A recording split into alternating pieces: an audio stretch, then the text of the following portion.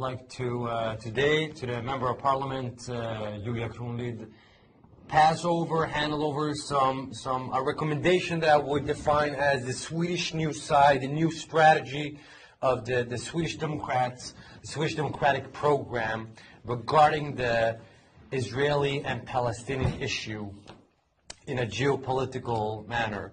So first of all, it's a very simple, briefly, 7-point program where it's an action program where we firmly believe in this is the most optimal way for you as a Swedish National Christian Party to stand side by side with the only democracy in the Middle East, which is Israel, the state of Israel, with its thriving democracy, with its thriving diversity most of all. So just to summarize up,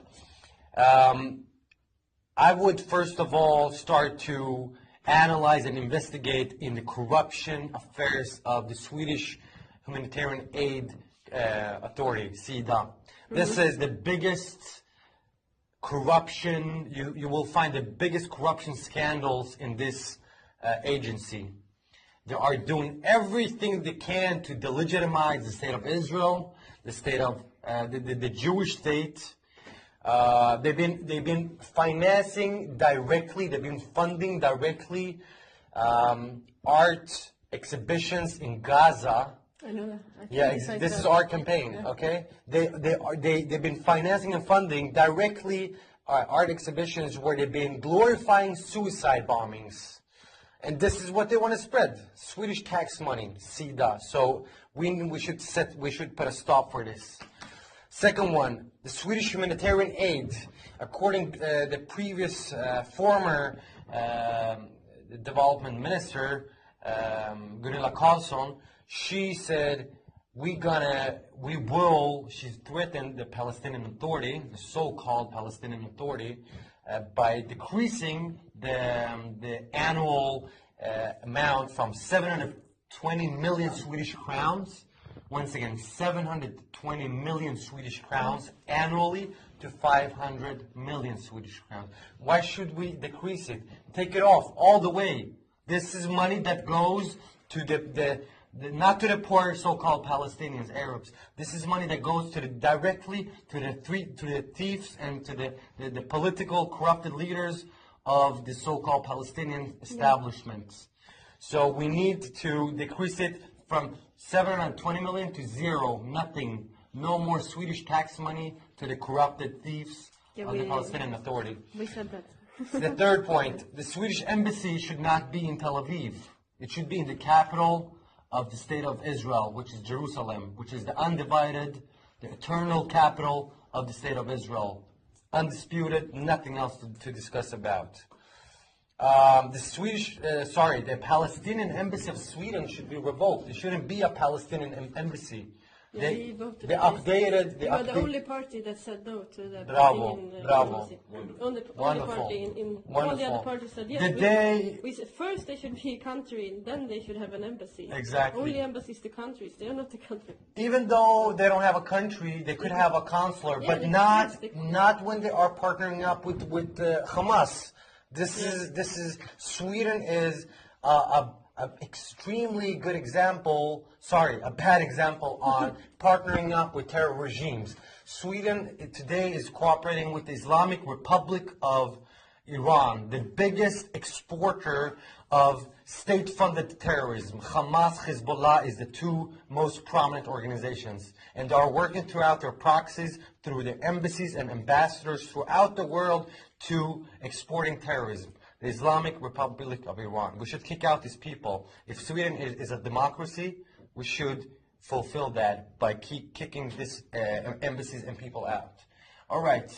My fourth point, the Swedish church, what is their actual task? What is their actual assignment? It is a theological institution or a political institution? That's a good question. You need to raise this because we don't want to see the Bishop of Sweden, to partner up with the so-called Palestinian cause and once again legitimizing the state of Israel and the Jewish people. And of course, the free churches around Sweden that are pro-Israel, that are Zionists, that love the only democracy in the Middle East, we should actually raise that question as well. It is Swedish. The Swedish church is a corrupted organization, and they have totally left the original path, which was supposed to be a theological institution and not a political one. And my sixth remark is that we definitely have to raise awareness about the so-called Palestinian issue, as what Mr. Zahran is claiming. In Sweden, the Palestinian movement, which is publishing magazines with state-funded money, like Isolate Israel. This is from one network, and then you have from the one of the most prominent one, the PGS, the Palestine groups of Sweden. This is all propaganda. This is all hatred not from the Muslims. This is the interesting. For once, it's not hatred from the Muslims. This is hatred by the Swedish left. Yes. All right. So I don't want to delegitimize or condemn the Swedish Muslims. This is the Swedish left, the Swedish Social Democrats, the Swedish Left Party. They don't believe in the state of Israel's existence. So, and this is their legitimate way by taking tax money and publish this.